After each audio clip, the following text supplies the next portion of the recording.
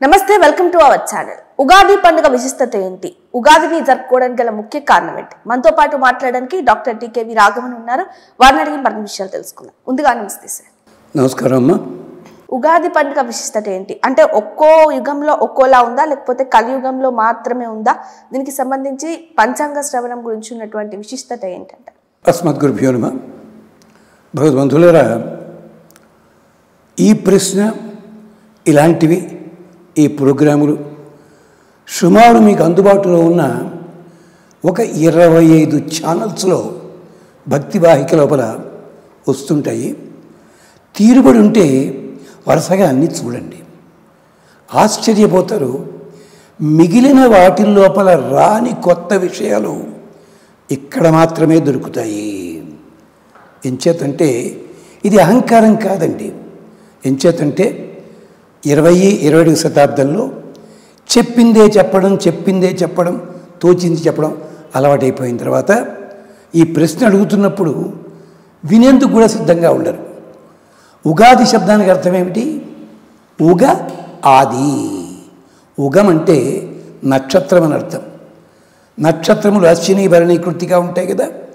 ఏ నక్షత్రముతో కాలం ప్రారంభమవుతుంది, ఇది మొదటిది. తెలుగు వాళ్ళం యుగాది అని మార్చుకున్నాం. యుగం అంటే కూడా సంస్కృతంలో అర్థం ఉంది. ఒక బండికి కట్టే కాడి ఉంటుంది సరే, ఎడ్లని కట్టేది, దాని పేరు యుగము.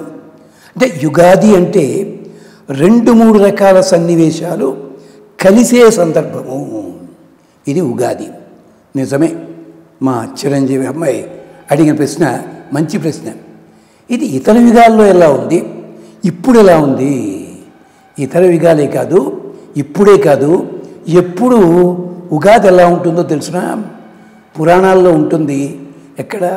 అగ్ని పురాణము, పద్మ పురాణము ఇలాంటి వాటి వస్తే కార్తీక మారభ్య కృత్తికా నక్షత్రంతోటే ఉగాది అని చెప్పారు ఒక చోట. అంటే యజ్ఞాలు లాంటివి చేయాలంటే కృత్తికా నక్షత్రం అంటే కార్తీక మాసంలోనే ప్రారంభించండి. లేదండి, కాలోహి పరమాత్మే కాలమయ్య, శరదుత్తర పక్ష హేమంతో మత్స్యం. ఋతువులన్నీ భగవంతుడికి అవయవాలు అవుతాయి. అందుకనే ఉగాదులు 2 రకాలుగా ప్రారంభమవుతాయి. ఎలాగా? అశ్విని నక్షత్రంతో ఆశ్చర్య మాసం, అలాగే ఆ నక్షత్రం ఉత్తరా నక్షత్రంతో మరో దాంతో ఇంకో మాసం ప్రారంభమయ్యి శరత్కాలంలో అమ్మవారు చెప్పుకుంటాం కదా మనం. అలాగే రోహిణీ నక్షత్రం ఇలాంటి వాటితోటి మనకి 2 చైత్రమాసం తరువాత వచ్చేది శరదృతువు లోపల మనం చెప్పుకుంటాం కదా. ఆ మాసం అంటే విజయదశమి అవి చేస్తారు, అది అక్కడితోటి. అంటే దసరా నవరాత్రులతోటి వసంత నవరాత్రులతోటి ఉగాది ప్రారంభం. ఇది ఎక్కడ కూడా స్వామి మీకు తెలుసో తెలియదో, కాలం అన్నది భగవంతుడి స్వరూపము. కాలము పురుషుడా స్త్రీయా అన్నది అడిగితే ఉభయతో ముఖం ఋతుపాత్రం భవతి. నువ్వు చూసే విధానాన్ని బట్టి ఇటు చూస్తే పురుష భాగం కనిపిస్తుందిరా, ఇటు చూస్తే స్త్రీ భాగం కనిపిస్తుంది. అందుకనే చైత్రమాసంలో రావణాసురుని చంపడానికి రాముడిగా వచ్చాడు. ఆశ్వయుజ మాసంలో ఆ రాక్షసుని చంపడానికి అమ్మవారుగా వచ్చింది. చూడండి చమత్కారం. అంటే అశ్విని నక్షత్రంతో ప్రారంభించండి, లేదా చిత్రా నక్షత్రంతో ప్రారంభించండి. చిత్రా నక్షత్రం ప్రారంభిస్తే కొత్తగా చెట్లన్నీ మొలకలు వస్తుంటాయి, పంటలు చేతికి వస్తుంటాయి. మరి అశ్విని నక్షత్రంతో వర్షాలన్నీ అయిపోయి మళ్ళీ మొదలవుతాయి. ఈ రహస్యం ఇంతవరకు ఎవరైనా చెప్పగా విన్నారా? లేదు కదా. అందుకనే భగవద్గీతలో కూడా వసంతోచిర అని చెప్పినట్టుగా నేను అలా ఋతువునాం కుసుమాకర అన్నాడు స్వామి. ఋతువుల్లోకెల్లా వసంత ఋతువు నేనే. మరి హేమంత ఋతువు వచ్చింది కదా. హేమంత ఋతువు మాసానాం మార్గశీర్షోహం అన్నాడు. ఋతువు గొప్పదైతే నువ్వు అదేనా ఉండాలి, మార్గశీర్షం గొప్పదే ఇది ఇక్కడైనా ఉండాలి. మాసములలో మార్గశీర్షమా, ఋతువుల్లో వసంతమా?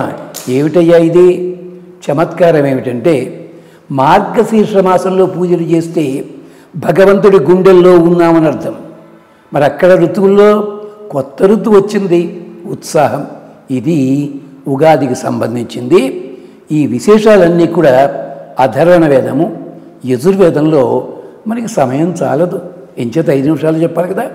దాంట్లో 65 అద్భుతమైన మంత్రాలు ఉన్నాయి. ఒక్క చిన్న చమత్కారంతో ముగించుకుందాం.